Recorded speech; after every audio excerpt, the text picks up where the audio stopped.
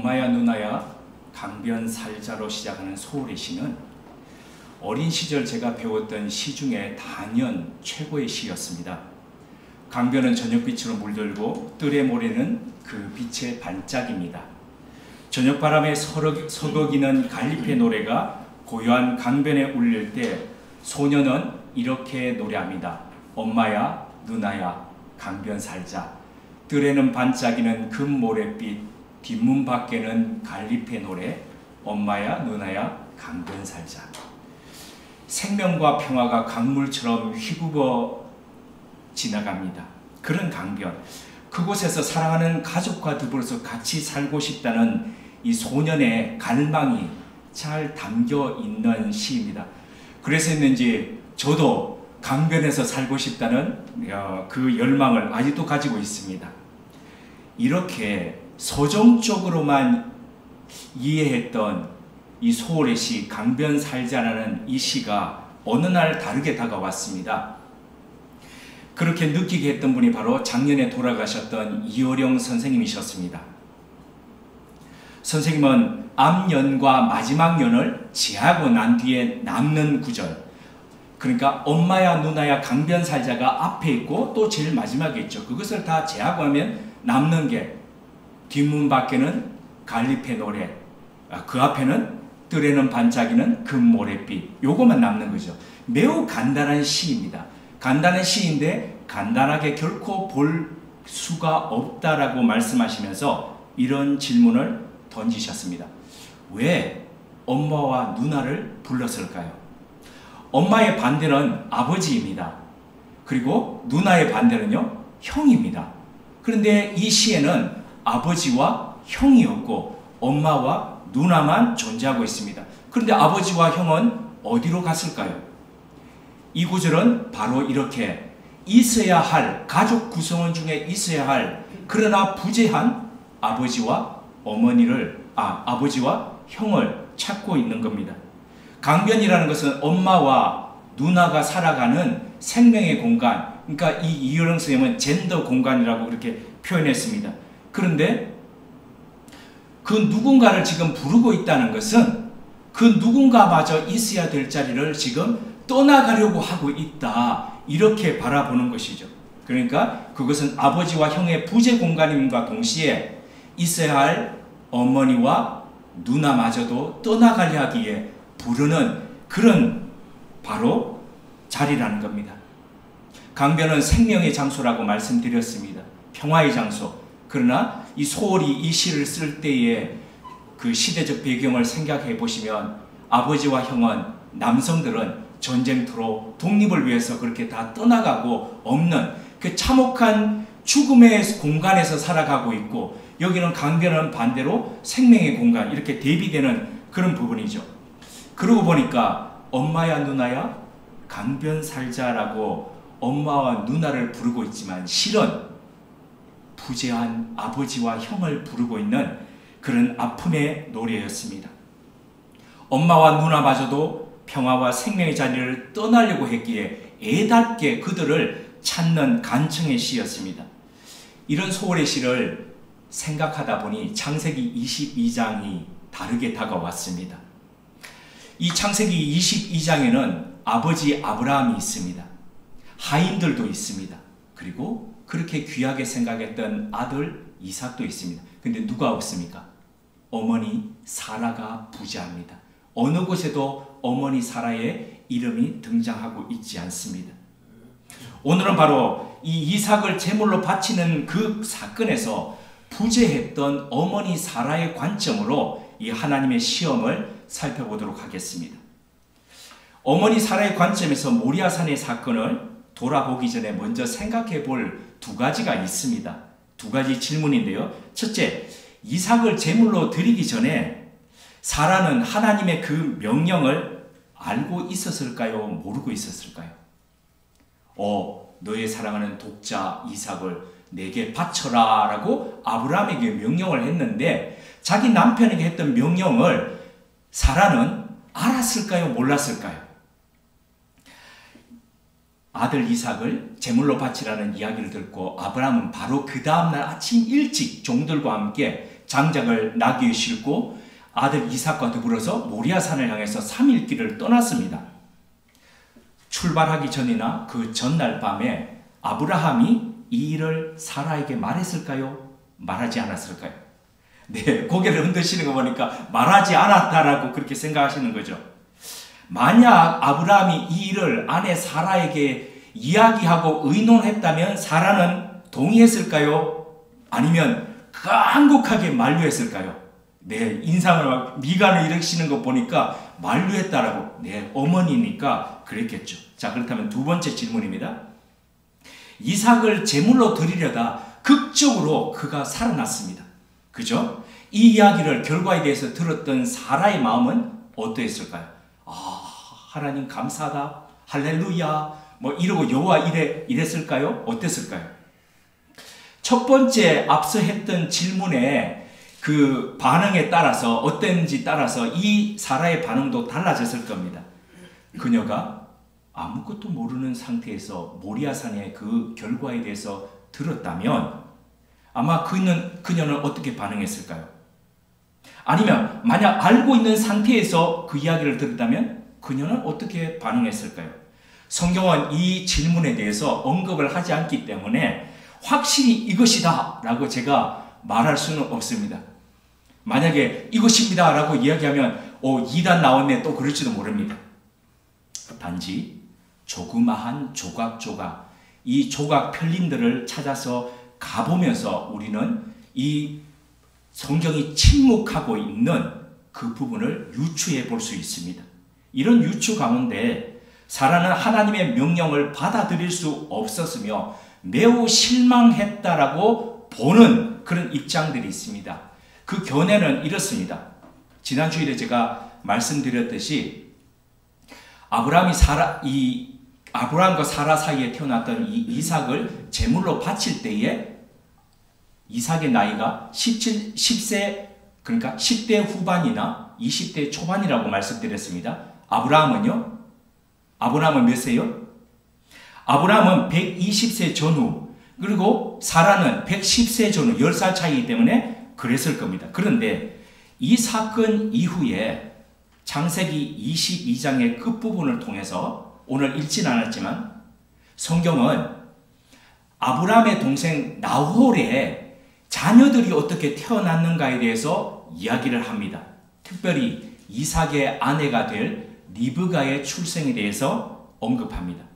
그리고는 곧바로 창세기 23장에 넘어가서 이삭의 어머니 이 사라의 죽음에 대해서 기술하고 있습니다.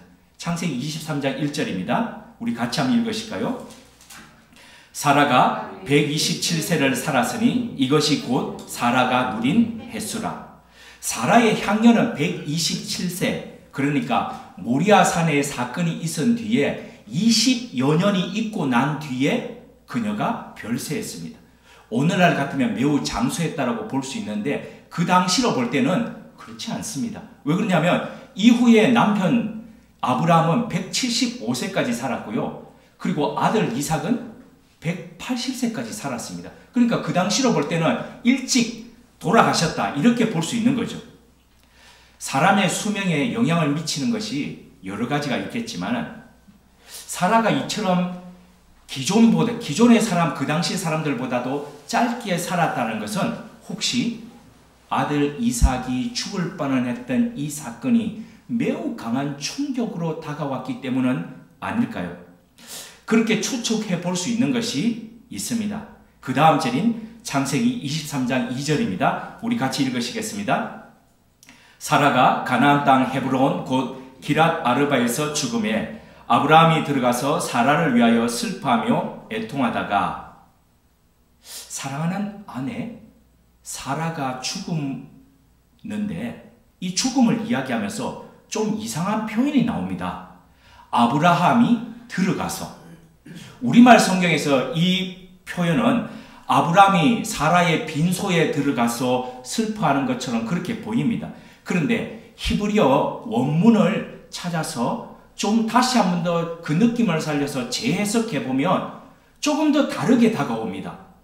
와 야브 아브라함 리스포드 레 사라 웰리브코타흐 요 문장, 아브라함이 사라를 문상하러 와서 그녀를 인해 통곡했다. 아니, 부인의 부고를 듣고 남편이 문상하러 와서 통곡했다는 이 구절이 이게 이해가 되십니까? 납득이 됩니까? 일반적인 경우라면 이게 말이 되지 않습니다. 아니, 같이 살고 있는데 부인의 죽음을 애곡하기 위해서 남편이 문상하러 왔다. 이게 말이 안 되지 않습니까?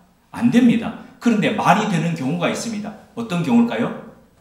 남편과 부인이 따로 살고 있으면 말이 됩니다. 그러고 보니 사라가 별세한 곳이 어디입니까? 2절 보시면 별세한 곳이 그렇습니다. 가나안 땅 헤브론 곧 기럇 아르바라고 나와 있습니다.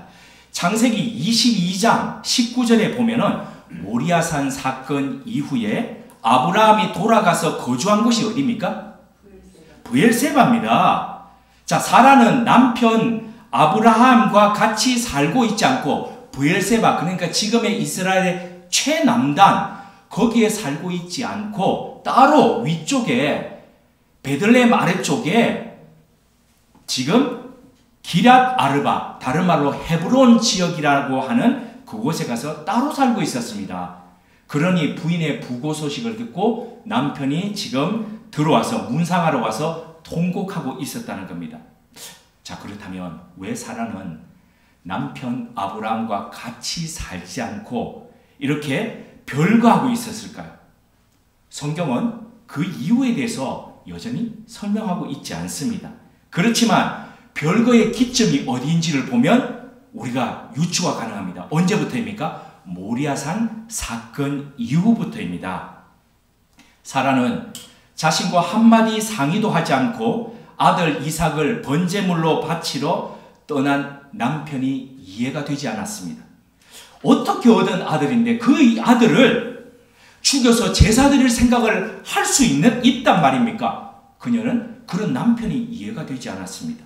이건 믿음이 아니고 맹신입니다. 아무리 순종이 좋고 아름답다고 하지만 어떻게 외아들을 죽여서 그리고 자기하고 어미인 자기하고 한마디 상의도 하지 않고 그렇게 제물로 바칠 생각을 할 수 있단 말입니까? 이렇게 생각했겠죠. 모리아산의 사건의 결과가 어떻게 되었든지 간에 사라는 자신을 속인 이 남편을 용서할 수가 없었습니다. 남편에게 그런 명령을 내린 하나님까지도 용납할 수가 없었습니다. 그래서 브엘세바에 남편을 따로 남겨둔 채 떠나 나와서 기럇 아르바 헤브론까지 떠나와서 별거했던 겁니다. 부부가 한평생을 살다가도 노년에 이르러서 참고 참다가 별거하는 또는 헤어지는 경우가 요즘 세상에 허다합니다. 그런데 4000년 전에, 지금부터 4000년 전에 아무리 남편이 밉다고 하더라도 족장시대에 엄연히 남자가 족장으로 그렇게 군림하고 있는 그때에 남편을 버려두고 여인이 아들과 더불어서 거기 가서 산다는 것이 말이 될까요? 말이 되지 않죠. 그럼에도 불구하고 그렇게 했다. 이거는 얼마나 그녀의 가슴이 아팠으면, 얼마나 그녀가 속상하고 배신감을 느꼈으면 그렇게 했을까 이해가 된다는 그런 말입니다. 창세기 22장 아브라함의 순종, 이삭의 자발적인 묶임, 자신을 드림이라는 그 화려한 믿음과 순종의 이야기 속에 배제된 사람, 바로 어머니 사라입니다. 이 어머니의 부재는 이렇게 아픔을 노래하고 있습니다. 아들을 내어줄 수밖에 없었던 이 어머니의 아픔을 창세기 22장은 그 어머니의 부재를 통해서 노래하고 있다는 말입니다. 사라의 부재와 그로 인한 그녀의 슬픔과 아픔에 대해서 살펴보았습니다. 어느 정도 공감이 되십니까? 그럼 지금부터 이것과는 조금 멀리 떨어진 묵상을 한번 해보도록 하겠습니다. 먼저 이 질문으로 다시 돌아가 봅니다. 아브라함은 이삭을 이 아브라함은 이삭을 번제로 드릴 때에 아내 사라와 더불어서 의논했을까요? 안 했을까요? 앞서 드린 질문입니다. 아마도 하지 않았을 겁니다. 아버지는 자식을 바친다고 하더라도 결코 우리가 알고 있는 어머니들은 그럴 수가 없죠. 아픈 몸으로 그렇게 낳았던 그 자식을 그렇게 내버릴 수가 없는 거지요. 만일 아브라함이 그 전날 밤에 자신의 부인 사라에게 그 일에 대해서 하나님의 명령에 대해서 이야기했다면 아침 일찍 떠나갈 때에 벗은 발로 뛰어나와서 그 남편을 만류하는 사라의 이야기가 아마 성경에 기록되어 있었을 겁니다. 그럼 모든 사건이 다 해결된 뒤에 모리아 산의 이 일에 대해서 사라가 들었을 때 그녀는 어떻게 반응했을까요? 앞서 살펴본 것처럼 놀랬을 겁니다. 놀라지 않으면 그게 더 이상하지요. 정상적이지 않지요. 남편에게 섭섭했을까요? 섭섭했겠지요. 당연하지요. 배신감은요? 들었겠지요. 당연합니다. 그렇다면 믿고도 배신감이 들었던 그 남편을 둔 채 기랏 아르바 헤브론으로 가서 별거 했을까요? 저는 그렇지 않다라고 봅니다. 비록 섭섭한 마음과 배신감이 들었지만 그녀 역시 믿음의 어머니, 열국의 어머니라는 이름을 가진 사라였기에 신앙으로 단단히 다시 일어섰을 것이라고 봅니다. 그렇게 보는 근거가 있습니까? 네, 있습니다. 저 역시 창세기 23장 2절의 말씀을 들겠습니다. 사라가 남편이 거주하는 브엘세바를 떠나서 마지막 삶을 살은 곳이 기랏 아르바, 헤브론이라고 말씀을 드렸죠. 바로 이삭을 제물로 드린 모리아산 부근입니다. 만약 정말로 사라가 남편 아브라함에게 실망하고 배신감을 느껴서 별거했다면 이게 설명이 되지 않습니다. 아니, 그것도 자신의 생명과도 바꾸어도 전혀 아깝지 않을 그 자식을 제물로 드리려고 했던 곳이 뻔히 보이는 그곳에서, 그 산이 보이는 곳에서 그렇게 마지막 삶을 산다는 게 그게 이해가 됩니까? 이해되지 않습니다. 그럴 수가 없는 거죠. 조금 속된 표현이기는 한데요. 군대 생활을 하고 난 뒤에 제대한 사람들이 이 입버릇처럼 하는 이야기가 있습니다. 근무했던 군부대를 향해서는 오줌도 누지 않는다. 얼마나 치가 떨리고 진저리가 났으면 그런 말을 했겠습니까? 지금은 뭐 덜하죠. 지금은 군대 생활을 왜 그 군 유치원이라고 할 정도로 그러지만은 예전에는 정말 이 지옥 구덩이 같은 그런 군대 생활이라 그랬죠. 그래서 그 장소를 떠올리거나 그 장소를 지나가거나 보면은 옛날에 그 아팠던 기억들이 되살아나는 관계로 사람들은 이런 이야기를 한 거죠. 이처럼 사람들은 고통스러웠던 기억이 있던 장소를 회피하고 싶어 합니다. 보고 싶지 않아 합니다. 떠올리고 싶지 않는 거죠. 그런데 이런 인간의 심성을 생각해 보면 사라가 이해가 안 되죠. 정말 이삭을 바친 그 사건이 그녀의 평생의 트라우마로 남아 있었다면, 남편과 별거할 정도로 아픔이었다면 절대로 모리아산이 바라보이는 그곳 헤브론에 가서 그렇게 살 리가 없다는 거죠. 그럼 우리는 이걸 어떻게 해석할 수 있습니까? 사라가 믿음으로 넘어섰음을 말합니다. 뿐만 아니라 더 나아가서 아들을 제물로 드리려 했던 바로 그곳에서 아들의 앞으로의 삶이 하나님 앞에 드려지는 평생의 삶이 되도록, 그래서 아버지에게 약속하셨던 것처럼 너는 복의 통로가 될 것이다, 너는 열국의 아버지가 될 것이다는 바로 그 명령이, 그 복이 자신의 아들 이삭에게 이루어지기를 기도하면서 살았다라고 볼 수 있다는 거죠. 그렇다면 아브라함은 브엘세바에서 지내고 사라는 헤브론 기랏 아르바에 살았다는 것은 우리가 어떻게 이해해야 됩니까? 자, 어떻게 해석해야 되죠? 이것은 지극히 오늘날 우리의 문화의 관점으로 바라보기 때문에 일어난 오해라는 거죠. 우리는 농경문화와 도시문화 가운데 살고 있습니다. 농경문화와 도시문화는 정착생활입니다. 집을 짓고 그곳에서 사는 것이죠. 유목문화는 어떻습니까? 날마다 옮겨 다니는, 계절마다 떠돌아다니는 노마드의 삶입니다. 일례로 자, 요셉이 아버지 야곱의 심부름으로 양을 치고 있던 형들을 찾아갔습니다. 어디까지 찾아갔습니까? 바로 이 헤브론에서, 사라가 있던 이 헤브론에서 세겜 땅까지 위에 북쪽으로 찾아갔습니다. 그런데 형들이 없습니다. 옮겨가던 대상들에게 물으니까 도단까지 갔다 그래서 도단까지 올라갔습니다. 그 거리가 무려 130여 킬로미터입니다. 자, 이렇게 유목 생활은 떠돌아다니는 삶이었습니다. 젊을 때는 남편을 같이 따라다니면서 이동했지만 나이 들어서 아이를 키우면서 살아가다 보니까 어떻을까요? 우리 학군 중요하잖아요. 그죠? 그래서 따로 그렇게 살지 않습니까? 많이들. 어떤 면에서 이제 나이가 들었던 이 사라는 마지막 여생을 좀 더 안정적인 곳에서, 그리고 특별히 이 아들을 양육하면서 믿음으로 교육하면서 그렇게 살기를 원해서 기랏 아르바 헤브론을 선택했을 겁니다. 왜요?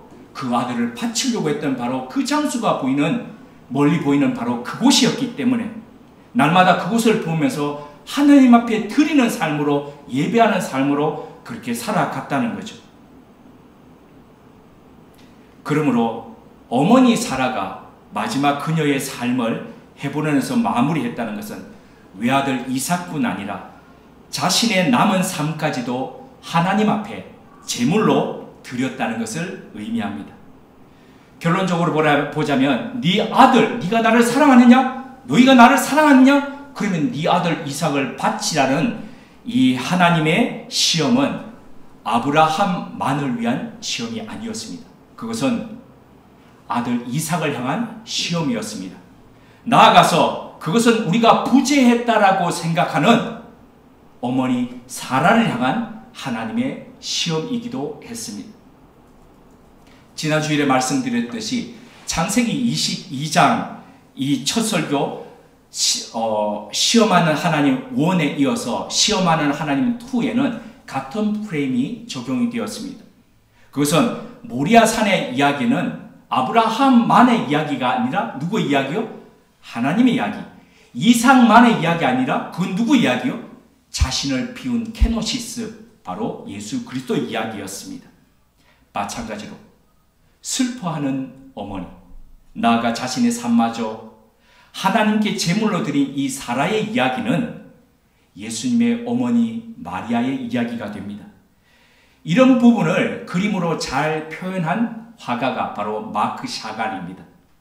19세기 말 벨라루스 비테스크의 유태인 게토에서 태어난 샤갈은 아버지는 매우 이 율법을 강조하고 날마다 읊조리는 그런 유태교 신자였지만 이 샤갈은 유태교 신자는 아니었습니다. 그럼에도 불구하고 토라를 입으로 암송할 정도로 아버지의 영향 때문에, 그래서 그 영향 때문에 성서에 바탕한 여러 그림들을 남겼습니다.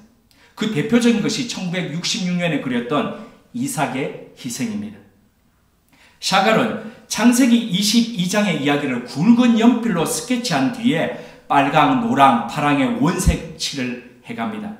그리고 이 원색을 이용해서 대상을 바탕의 평면으로 그려서 마치 성당의 스테인드 글라스를 보는 느낌을 주고 있습니다. 그런 이 이야기를 그리기 위해서 렘브란트의 그림을 면밀히 연구한 뒤에 시각적 주석을 달았습니다. 렘브란트의 그림처럼 그의 그림, 샤갈의 그림에도 모든 등장인물들이 그곳에 다 배치가 되어 있습니다. 아브라함은 칼을 들고 있고, 이삭은 나무 위에 누워 있고, 순양은 멀리 떨어져 나무 밑에 조그맣게 자리해 있습니다. 그런데 천사가 2명입니다. 하늘 위에 왼쪽 상단 구석에 그려진 천사는 흰옷을 입고 왼손을 들고 있습니다. 그런데 두 번째 천사는 하늘과 땅의 경계까지 내려와서 자신의 말을 아직까지 이해하지 못하는 그 아브라함을 향해서 설득하고 있습니다. 멈춰라! 이거죠. 못 알아들으니까. 이 두 번째 천사 왼편에 나무 한 그루가 서 있고 그 옆에서 이 광경을 바라보면서 절규하는 여인이 있습니다. 이 여인이 바로 이삭의 어머니 사라입니다. 창세기 22장에는 부재한 바로 그 어머니가 여기 등장하는 겁니다. 모리아산의 사건을 다룬 그림에서 유일하게 이 사라의 그림을 처음으로 등장시킨 사람이 바로 이 샤갈입니다. 이게 중요합니다. 사라는 이 전체 이야기를 푸는 열쇠가 되고 있습니다. 그림의 오른편 상단을 쭉 보시면 예수님의 십자가 사건이 묘사되어 있습니다. 사갈은 사라와 예수님의 사건을 이삭을 드린 이야기에 대한 추석으로 그렇게 그려놓았던 겁니다. 그러니까 유태인들의 해석과 이 아브라함을 드린 건 유태인들의 해석이죠. 그죠? 아브라함이 이삭을 드린 건. 그런데 예수님의 십자가 사건은 누구의 사건입니까? 기독교인의 사건입니다. 그 사건을 같은 화폭에 담음으로써 이 사건이 같다라는 것을 지금 그렇게 추석을 달고 있는 겁니다. 그런 성경적 해석을 하고 있는 거죠. 샤갈은 그림 오른쪽에 어린 아기를 안고 있는 피에타, 그러니까 어머니 마리아와 아기 예수에 이어서 십자가를 지고 가는 아들을 울면서 따라가는 어머니 마리아까지 그려 넣었습니다. 이로써 사라의 이야기가 곧 바로 마리아의 이야기임을 그렇게 보여주고 있습니다. 자신을 비워서 이 땅에 사람의 모습으로 오신 하나님의 아들을 위해서 자신을 비워서 기꺼이 어머니가 되었던 마리아, 십자가에 온몸이 찢어지고 처참하게 뭉개지는 바로 그 아래에서 아들의 모습을 바라보면서 온 아픔을 가슴으로 담던 어머니 마리아, 그리고 에베소에까지 가서 마지막 그녀의 여생을 하늘의 부르심을 받기 전까지 그리스도의 복음을 위해서 살다가 갔던 어머니 마리아의 이야기, 바로 그 이야기가 여기에 들어있습니다. 모리아산 사건 이후 마지막 자신의 삶을 하나님의 산 모리아, 바로 그곳 아들을 번제로 드리려 했던 그 산을 바라보면서 여생을 살았던 사라의 이야기는 이렇게 아파하는 어머니, 그러면서도 자신의 삶 전체를 인간 구원을 위해서 내드렸던 마리아의 삶을 보여줍니다. 그리고 이 이야기는 바로 나아가서 우리에게 이런 질문을 던지고 있습니다. 하나님을 진정 사랑하십니까? 그렇다면 당신은 복음을 위해서 지금 무엇을 내어드리고 있습니까? 함께 기도드리겠습니다. 하나님, 아브라함을 향한 시험은 이삭을 향한 시험이었고 나아가 부재했다고 생각한 어머니 사라를 향한 시험이었습니다. 동시에 그것은 하나님 자신을 향한 시험이었고 아들 그리스도 예수님의 시험이었으며 어머니 마리아의 시험이었습니다.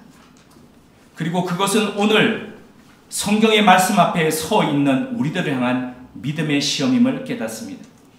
고통스럽고 당혹스러웠지만 믿음으로 바라보며 아들의 삶이 평생 하나님의 제물 되기를 바랬던 어머니 사라처럼 우리도 다음 세대를 위해 기도하는 부모들 되게 하옵소서. 아들의 고난의 길을 따르며 아픔과 슬픔을 온몸으로 담으며 기도하던 어머니 마리아처럼 복음과 구원을 위해 우리의 일상을 드리는 믿음의 어른들 되게 하옵소서. 특별히 설날 믿지 않는 가족, 친지들과 함께하는 모임과 자리에서 우리를 통해 하나님의 사랑이 스며들게 하옵소서. 예수님의 이름으로 기도드립니다. 아멘.